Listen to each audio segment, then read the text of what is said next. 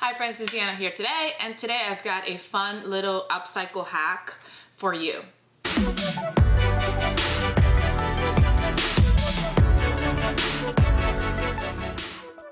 So Sherry she's a brand rep from Ellie and Mac. She sent me a picture of a sweater that she made. I'm gonna post it here, and I thought it was so cute. She used an oversized tee and she added a design to it, like that floral design you see right there.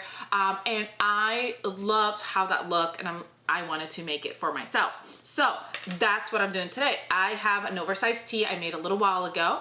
And I'm gonna add a little something, add a little flower here at the top because I thought it was super cute. She also sent me some other inspiration pictures, and I thought they were adorable, like this one right here.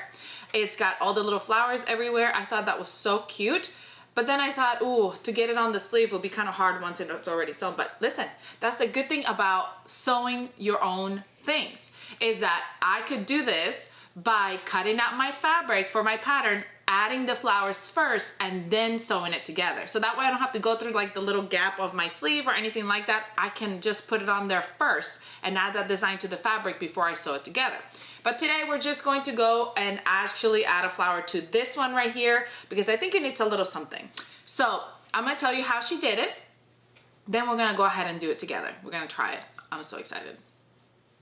All right, so what she did is she grabbed a picture, printed a picture, enlarged it to the size that she wanted it to be. So she has the big flower, and she got the picture as big as she wanted, and then she placed that picture right over her sweater, and she traced the picture onto her sweater with a soluble marker, so like something that's gonna wash off or come off at some point.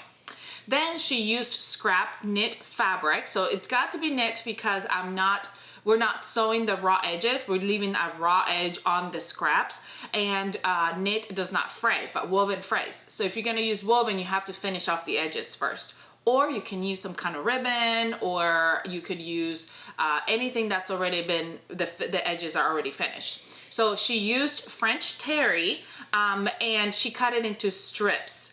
And then what she did is she used some of the washable glue, and she put the strips right over her design using the glue, and she tacked them down, and then she went over to her machine and sewed them on with a straight stitch on her sewing machine. I thought that was such a neat idea and so easy. It's a great project to do with like loved ones. If you wanted to do like a design for the holidays, on your sweater, that would be so fun to do. So I'm gonna go and I'm gonna do that. But what I'm gonna do is I'm actually going to project the design on my projector because I have a projector. So that comes in handy, and I can just go ahead and project it on there, draw it, and then I'm going to go ahead and cut the fabric and we're gonna sew it on. This is gonna take just a few minutes, and I think it's gonna be super cute. And then next time I am going to do that one with all the different flowers because I thought that was so cute. So I need to find some fabric to sew it up with, and we're gonna get that done. And you'll have to come and check out the Ellie and Mac Facebook group where I share all my sews on there too. So make sure you check that out. Before we get started though, I'm gonna tell you what I'm wearing today because I love it and it's super cute, and maybe you love it as well. This is a hacked Chapman cardigan. I made the Chapman cardigan, I sized up. I used bishop sleeves from the cuddle tunic, I think it was. I made it cropped. I'm gonna stand up so you can really get a good look at it. I made the cropped, and I added a elastic at the waistband, and then I folded together the two sides and sewed them together so it doesn't open, it's just full buttons. And I thought it was so cute. There is a tutorial for this on this channel, so if you want to go check it out and sew it up with me, great time to do so. Anyway, all right, let's go ahead and get started on this hack because I am so excited. All right, so I looked up a flower that I kind of like the shape of, and I like this. I expanded it out to be this size, and then I just moved it around to place it where I wanted it to be. So I just kind of move the flower around to place it like exactly where I thought would be a good spot. And I'm going to trace it out with a water soluble marker, and so I'm just kind of doing the inside, like right at the inside, because my fabric is going to be thicker So it's gonna cause the 3D, not the 3D, but the thicker effect. So I'm just kind of drawing the lines right in the center of this outline. I'm not gonna do the root, the stem, or maybe I should do the stem. What do y'all think? The stem and the leaf? I don't know, it's kind of cute.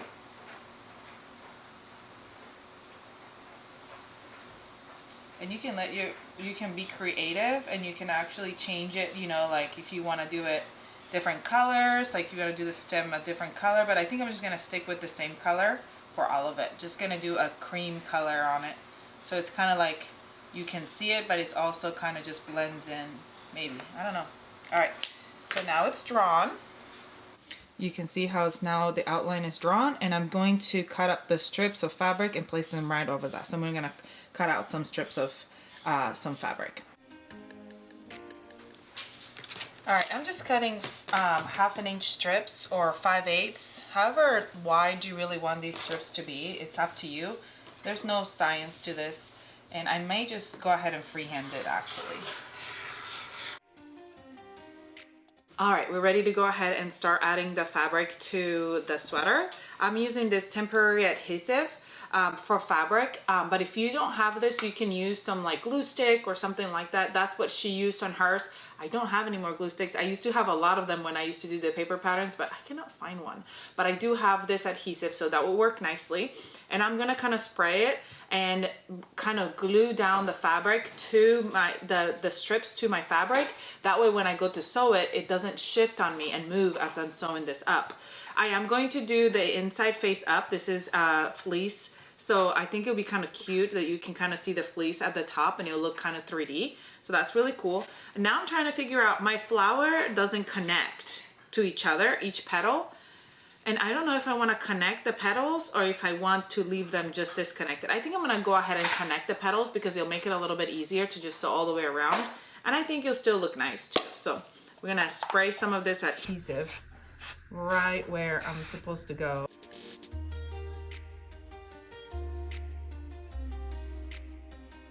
This is temporary, so when I wash it, it will remove.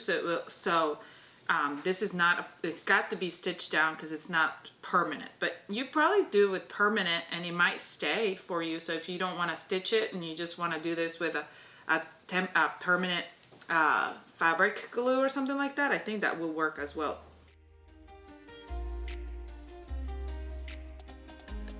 In the beginning and end, I'm going to make it a little bit kind of rounded. Now the stem and the leaf, kind of making the beginning and the ends a little bit rounded. I think that looks cute. And this might be a little bit, I might want to make it a little bit thinner. I'm just kind of stretching my fabric to make it a little bit thinner. So as you can see, my fabric has got a little bit of fuzzies everywhere because it is got fleece lined, so it's all right though. I think it'll be fine. Okay, that looks really cute. Now we're gonna go over to our sewing machine and we're going to just straight stitch it on. Your sides, once this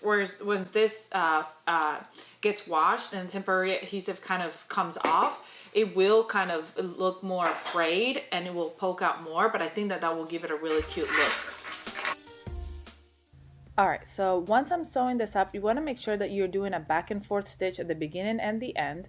And then when you get to the curved edges, you kind of lift up your foot and turn and then keep going all the way around. It just kind of went down. And I'm sewing right in the middle of the fabric. So like right in between the two sides. And I'm just going to do that all the way around. And then the center, I did not clip my thread as I'm sewing like the different pieces, like the center and stuff. But then once I was done, I go back and clip all the threads out.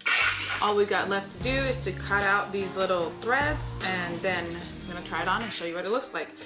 And obviously I'll have to wash it and everything for all the glue to come off and all these little frays to come off, all these little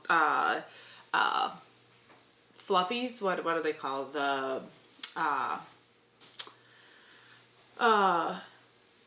lint, all the stuff that comes off the fleece. But I think it looks so cute, so I can't wait to try it on. All right, friends, we are finished. How cute did this turn out? I'm seriously obsessed with this. It is so cute. I think I'm gonna try it on like a million other sweaters because it is so cute. Imagine the possibilities. As stands behind me, my Christmas tree has not been decorated yet. I've got all the decorations waiting to be set up.